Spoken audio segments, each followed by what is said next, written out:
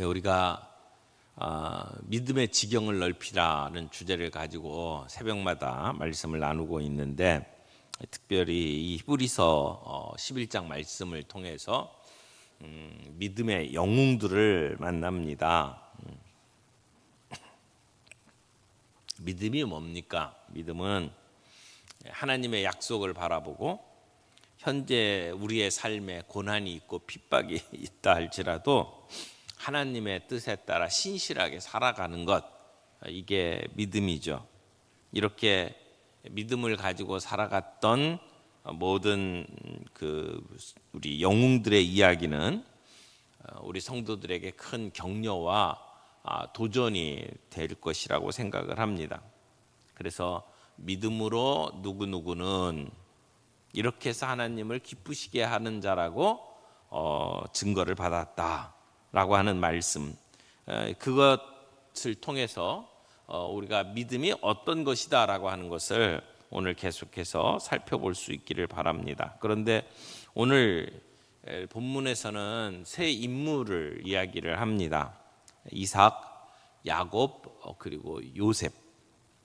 근데 이 믿음의 사람들이 어떤 위대한 일들을 이루었다라고 해서 기록을 하고 있지는 않아요. 어떻게 보면 삶의 마지막 순간, 그 죽음을 넘어서는 그 문턱에서 믿음으로 어떻게 살았다라고 하는 얘기를 오늘 하고 있어요. 이 세 명의 족장을 이야기를 하면서 그들의 삶, 특별히 죽음을 맞이하는 순간에 그들이 어떻게 살았는지를 설명을 해주고 있어요. 그 삶이 완벽한 삶이 아니고 살아가면서 상처도 많고 실패도 많았는데, 근데 결정적인 순간에 믿음으로 반응했다라고 하는 이야기를 하면서 그들의 삶을 소개를 해줍니다. 특별히 죽음을 앞둔 마지막 삶의 순간에 하나님의 약속을 붙잡고 다음 세대에 신앙을 전수했던 그러한 그 믿음의 유산을 남겨준 사람들로 오늘 본문은 세 사람을 소개하고 있습니다. 자, 첫 번째 이삭의 삶입니다. 11장 20절 말씀 보겠습니다. 믿음으로 이삭은 야곱과 에서에게 장차 있을 일에 대하여 축복하였으며, 이삭이 180살까지 살았거든요. 아브라함이 몇 살까지 살았죠? 아브라함 175세까지 살았고, 그리고 이삭의 아들 야곱은 147세를 살았습니다. 요셉이 산 횟수가 110세예요. 그러니까 이 창세기에 나오는 여러 족장 가운데 제일 장수한 사람이 이삭입니다. 그러니까 그 이삭의 삶을 책으로 쓴다면 얼마나 긴 이야기가 있겠어요. 그런데 창세기에서도 이삭의 삶을 그렇게 많이 다루지 않고, 여기 히브리서에서는 이삭의 삶을 단 한 줄로 그냥 정리해 버립니다. 근데 그 이삭의 삶을 설명을 하면서 그의 삶의 그 모든 그 역사 가운데 가장 빛나는 순간이 자식들을 축복한 순간으로 정리를 합니다. 이삭은 나이가 들어가면서 시력이 안 좋아졌습니다. 그런데 육체의 시력은 흐려졌지만 이삭은 그의 영적인 시력이 분명했습니다. 창세기 27장에 보게 되면 이삭이 처음에는 에서를 축복하려고 했어요. 그러나 하나님의 뜻에 따라서 야곱이 복을 받잖아요. 이삭이 자기가 가지고 있는 계획이 있었는데 그 계획과 하나님의 뜻이 달랐던 거죠. 그래서 나중에 자기 계획대로 되지 않았다고 해서 요셉이 하나님의 뜻을 거슬려서 자기 뜻대로 그 복을 다시 변경하지 않았습니다.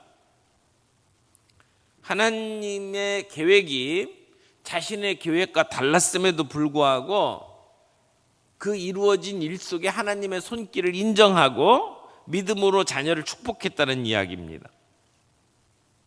이삭이 에서와 야곱을 축복할 때에 이삭은 하나님의 언약이 야곱을 통해서 이루어질 것을 믿었습니다. 당장 눈앞에 어떤 조건이나 인간적인 판단에 따라서 축복을 한 것이 아니라 하나님의 말씀을 근거로 축복을 했다는 것이죠. 그래서 믿음이 뭐냐?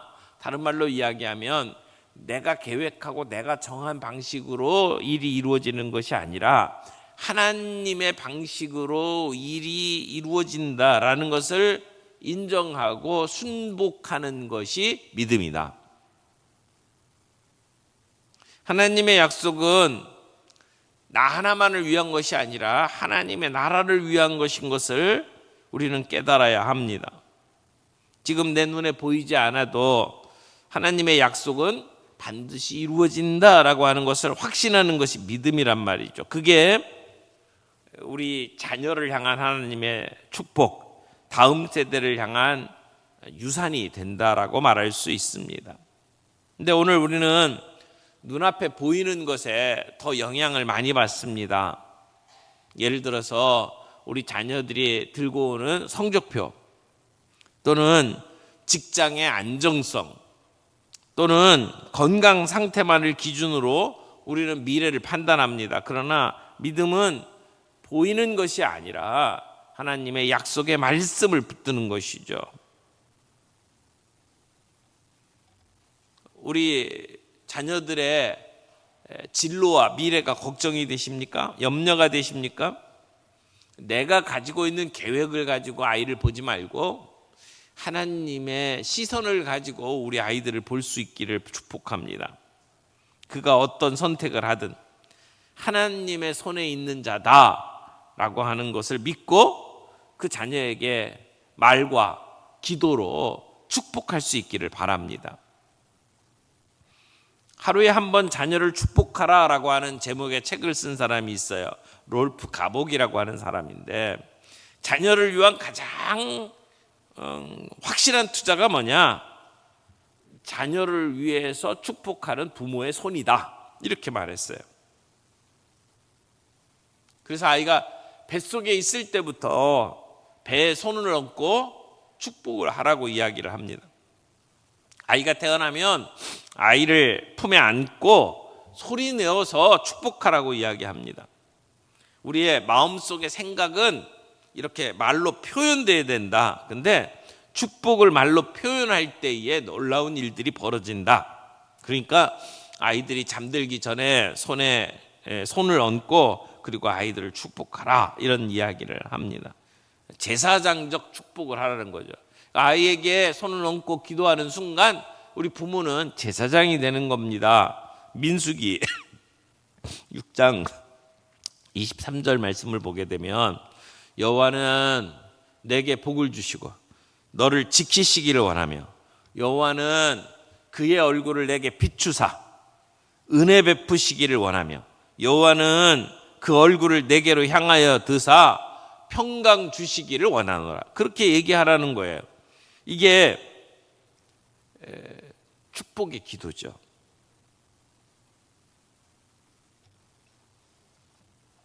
이삭의 그 믿음은 자녀를 축복하는 믿음이었습니다. 야곱의 믿음을 좀 볼까요? 야곱 두 번째 우리가 살펴볼 것은 믿음은 생의 끝에도 소망을 품게 한다라고 하는 것입니다. 히브리서 11장 21절입니다.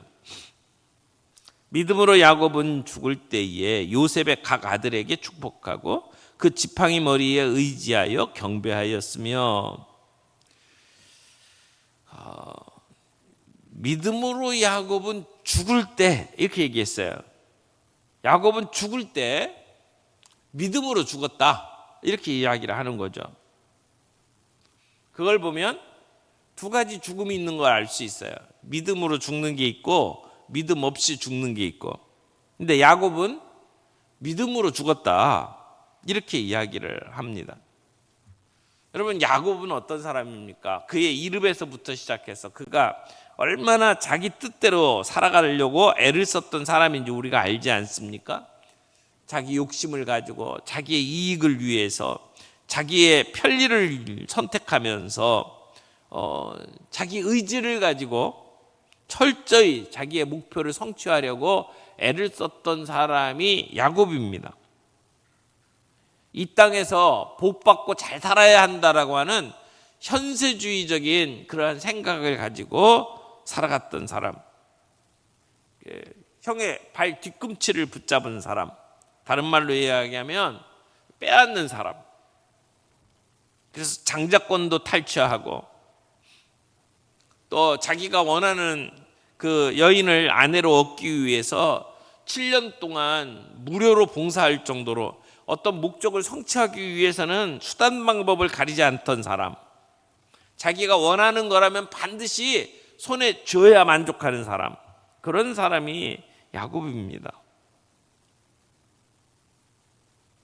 그런데 히브리서에서는 그 야곱을 소개할 때 그가 어떻게 살았는지, 그가 그렇게 사기꾼처럼 살다 죽었다든지 거짓말쟁이로 살았다가 죽었다든지 집념의 화신이었다든지 철저한 이기주의였다고 소개하지 않아요. 한마디로 믿음으로 죽었다라고 소개를 하는 겁니다. 실제 야곱은 그의 말년에 죽음을 눈앞에 둘 때에 하나님의 뜻에 자신을 온전히 맡기고 그리고 자녀들을 하나하나 불러가지고 그 자녀들에게 축복을 합니다. 하나님의 약속을 붙잡고 그들을 축복하는 장면이 나옵니다. 야곱이 죽기 직전에 요셉의 두 아들을 축복하죠. 요셉의 아들은 에브라임과 므낫세죠. 근데 에브라임과 므낫세를 이제 축복하기 위해서 요셉이 데려옵니다. 근데 오른손으로 축복하는 쪽이 장자, 왼손으로 축복하는 쪽이 차자. 그렇게 앉혔어요. 그렇게 하라고. 그런데 야곱은 이렇게 축복을 하지 않고 손을 어긋나게 해서 축복을 했어요. 어쩌다가 그렇게 한 게 아니에요. 의도적으로 그렇게 했어요. 실수가 아니었다는 거예요. 아버지 그러면 안 됩니다 라고 요셉이 얘기를 하니까 야곱이 뭐라고 얘기합니까? 나도 안다. 내 아들아 나도 안다. 근데 그도 한 족속이 되며 그도 크게 되려니와 그 아우가 그보다 큰 자가 되고 그의 자손이 여러 민족을 이루리라, 이렇게 축복을 하죠. 여러분, 그렇게 영적인 눈을 분명하게 가지고 그리고 두 아들에게 축복하는 이 야곱의 모습을 마지막에 보게 됩니다. 그런데 그러면서 뭐라고 오늘 본문 이야기를 하냐면 요셉의 각 아들에게 축복하고 그 지팡이 머리에 의지하여 경배하였으며, 그렇게 얘기하죠. 그 지팡이 머리에 의지하며 경배했다. 그 얘기는 이제 힘이 없어서 지팡이를 붙잡고 있어야 되는 그 마지막 순간까지 하나님을 경배했다, 예배했다, 그런 얘기죠. 비록 늙고 병들어 몸이 쇠약하지만 그의 믿음은 오히려 더욱 강했습니다.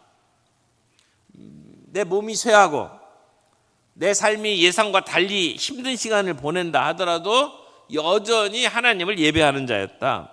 그래서 그의 믿음이 삶의 끝자락에서도 진짜였다라고 하는 것을 보여줬다는 것이죠. 죽음 앞에서도 소망을 노래하게 만드는 복음의 능력을 가지고 야곱이 살았다, 그런 얘기예요. 우리가 나이가 들면 들수록 우리의 믿음이 더 깊어져야 되지 않습니까? 그런데 실제는 그렇지 않은 것 같아요. 나이가 들고 그리고 몸이 아프고 질병으로 고통당하고 그러면 입에서 불평이 자꾸 튀어나오는 것 같습니다. 그런데 야곱은 그의 마지막 생애 끝자락에 뭐라고 고백을 하냐면 하나님은 나의 목자시다 라고 고백하죠. 하나님은 나의 목자시다. 믿음의 사람은 인생이 저물어 갈수록 더 많이 감사하고 더 자주 예배하고 더 소망을 가지고 그렇게 살아가는 사람이다 라고 말할 수 있습니다. 아버지의 축복, 그 얼마나 소중한 것인지 몰라요. 예전에 목적이 이끄는 삶이라고 하는 책을 썼던 그 세들백 교회의 리고렌 목사님, 여러분 잘 아시잖아요. 근데 그분이 그 자기 간증 속에 이런 이야기를 하시더라고요. 자기 아버지가 시골교회 목사님이었대요. 50년 이상을 아주 시골 교회에 목사로 교회를 섬기셨는데 평범한 설교자였지만 아주 뜨거운 사명감을 가지고 있는 분이었답니다. 사역하는 동안에 전 세계에 150개 교회를 지으셨대요. 근데 그 아버님 소천하시기에 일주일 동안은 그 24시간 거의 의식이 없는 그러한 상태로 깨어 계셨대요. 근데 그 의식 없는 상태에서 꿈을 꾸면서 꿈에 대해서 자꾸 중얼중얼 이야기를 하시는 그러한 상황이었답니다. 근데 그 꿈에 계속해서 꾸는 꿈이 뭐냐면 교회를 건축하는 일들이었어요. 근데 이제 숨이 다 이제 끝날 무렵에 리고렌과 자기 아내와 조카가 아버지 곁에 앉아 있었는데 갑자기 아버지가 생기가 돌아오신 거예요. 그래갖고 침대에서 막 벌떡 일어나려고 했대요. 그러니까 리고렌의 아내가 아버님 뭘 하고 싶으세요? 라고 물어보니까 예수님을 위해서 한 명이라도 더 구해야 돼. One more for Jesus. 한 명이라도 예수님을 위해서 구해야 돼. 그렇게 계속해서 똑같은 말을 계속해서 반복을 했다는 거예요. 그리고는 마지막 순간에 손을 뻗어서 마치 명령을 하는 것처럼 리고렌의 머리에 손을 얹고 그렇게 말씀을 하셨답니다. 예수님을 위해서 한 명이라도 더 구해라. 예수님을 위해서 한 명이라도 더 구해라. 그렇게 말씀을 하시고 숨을 거두셨답니다. 그러니까 리고렌이 자기가 살아가는 삶의 주제를 그 아버지가 주신 축복의 말씀으로 삼을 수밖에 없었대요. 마지막 죽는 순간까지 그렇게 축복하는 믿음을 가지고 살아가다가 마지막 마쳤던 그 삶이 얼마나 멋진 삶입니까? 우리가 자식에게 줄 수 있는 가장 큰 축복이 바로 이것이라고 생각을 합니다. 야곱처럼 마지막 지팡이를 붙잡고 예배하면서 자녀들에게 그렇게 믿음을 유산으로 남겨줄 수 있는 그런 믿음의 사람.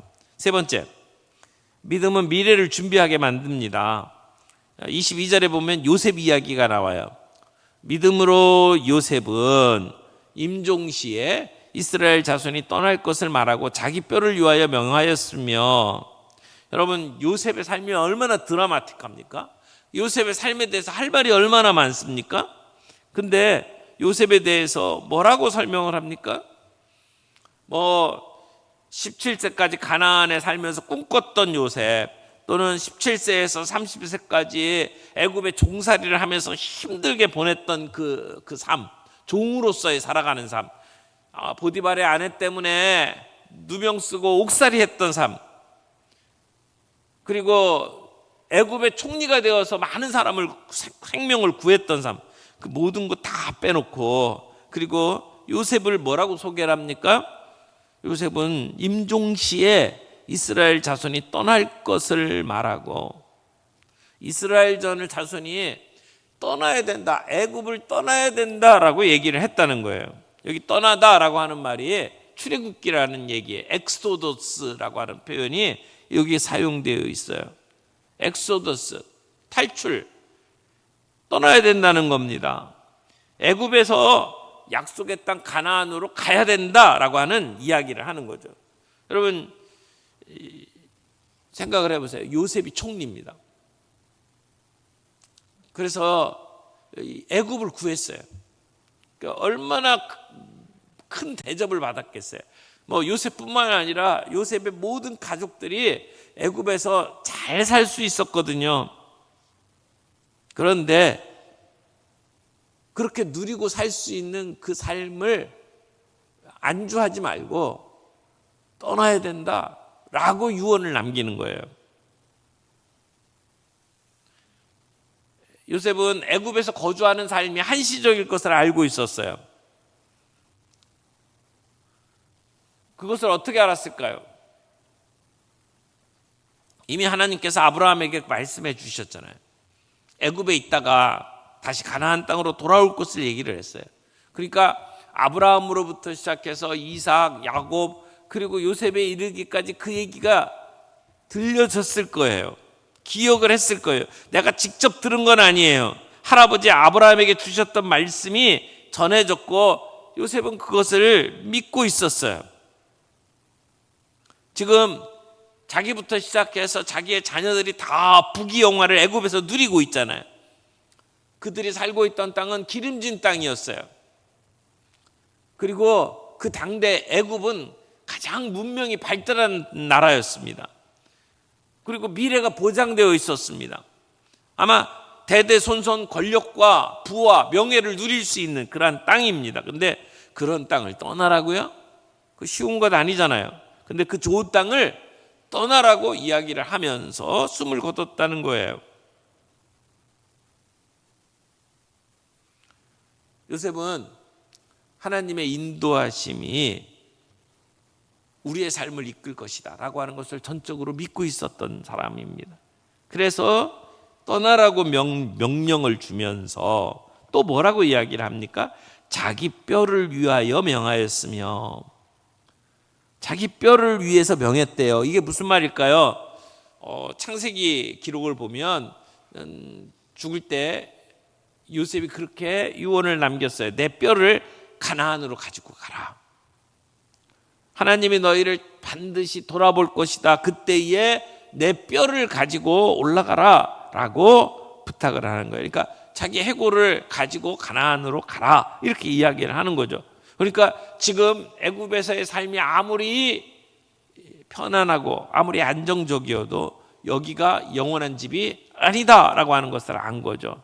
그래서 하나님의 미래 계획 속에 자신을 두려고 그렇게 생각을 한 겁니다. 그래서 내가 비록 여기서 죽지만 너희들이 다시 하나님의 은혜를 받고, 그래서 하나님의 돌보심 속에 너희들이 이 애굽을 떠날 때에는 내 뼈를 가지고 올라가라고 부탁을 하는 겁니다. 이 얘기는 오늘 우리에게 어떤 교훈을 줍니까? 이 땅에서의 삶이 아무리 화려하고 아무리 보장되고 아무리 안락한 삶이라 할지라도 여기가 우리의 종착지가 아니라고 하는 것을 기억하라는 거죠. 주님의 그 영원한 천국을 사모하면서 살아가는 삶, 그것이 믿음의 삶이다 라고 하는 것을 오늘 우리에게 보여줍니다. 오늘 히브리서의 수많은 믿음의 영웅들을 이야기를 하면서 오늘 새 족장 이야기를 함께 나누었습니다.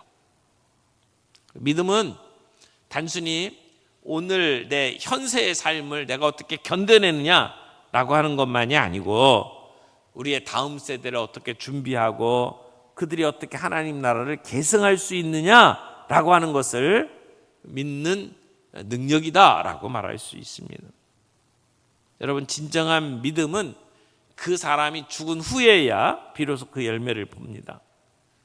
우리가 가지고 있는 믿음이 우리의 자녀들에게 그리고 우리 믿음의 공동체 교회에게 어떤 유산으로 남겨지고 있습니까?